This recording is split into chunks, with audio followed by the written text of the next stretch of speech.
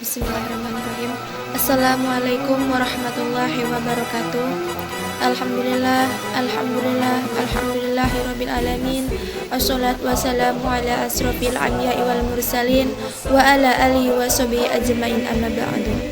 Perkenalkan, nama saya Indah Sulistiawati dari Prodi Pendidikan Agama Islam semester 3. Yang saya hormati Bapak dosen pengampu mata kuliah Teknologi Pendidikan, yaitu Bapak dosen Dr. Andes Muhammad Yusuf MPD.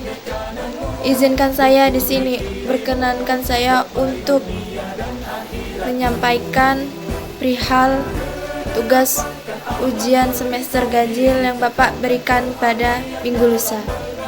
Berikut. Baiklah, di sini saya mendapatkan poin: jelaskan perbedaan antara sumber belajar dan media pembelajaran. Jelaskan langkah-langkah dalam pendesain dan merancang sumber belajar.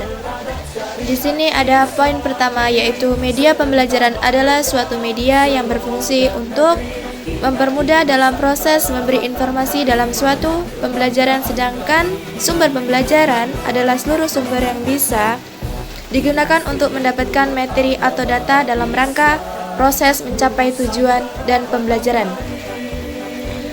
Media pembelajaran bisa berupa fisik seperti alat peraga, buku, dan lainnya. Media pembelajaran juga bisa berupa non-fisik seperti contohnya suara dan video. Sumber belajar bisa berupa buku, suara, video, dan tenaga pengajar seperti guru, dosen, dan lainnya. Poin berikutnya, poin pertama, analisis kebutuhan. Kegiatan ini dilakukan untuk mengkaji berbagai persoalan yang terkait dengan perancangan sumber belajar di sekolah. Berdasarkan tuntunan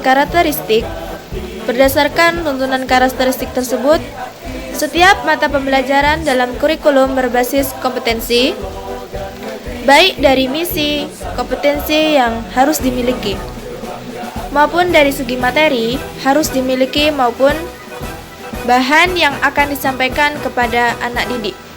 Di samping itu, analisis kebutuhan dasar atas masukan-masukan dari para pengelola dan pelaksanaan pembelajaran, meliputi kepala sekolah, pengawas, guru, dan siswa.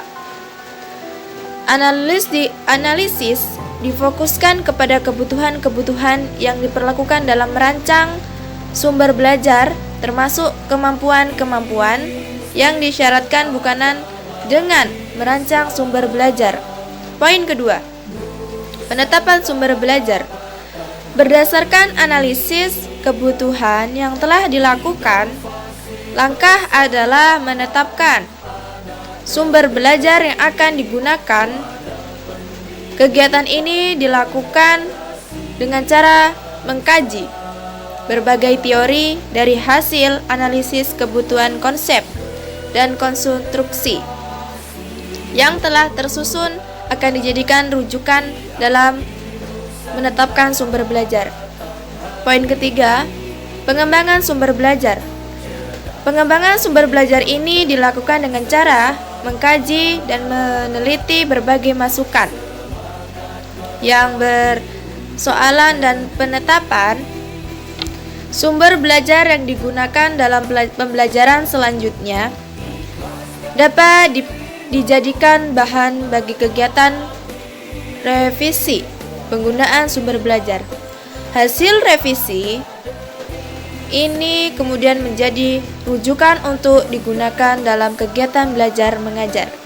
Poin keempat atau poin terakhir di sini menjelaskan bahwasanya evolusi sumber belajar ialah kegiatan ini melihat kriteria keberhasilan dalam merancang sumber belajar dengan evaluasi. Kita dapat mengamati kekurangan-kekurangan yang sumber belajar tersebut, sehingga ada suatu perbaikan untuk mencapai sumber belajar yang lebih baik, yang sesuai dengan kebutuhan dan tujuan yang telah ditetapkan.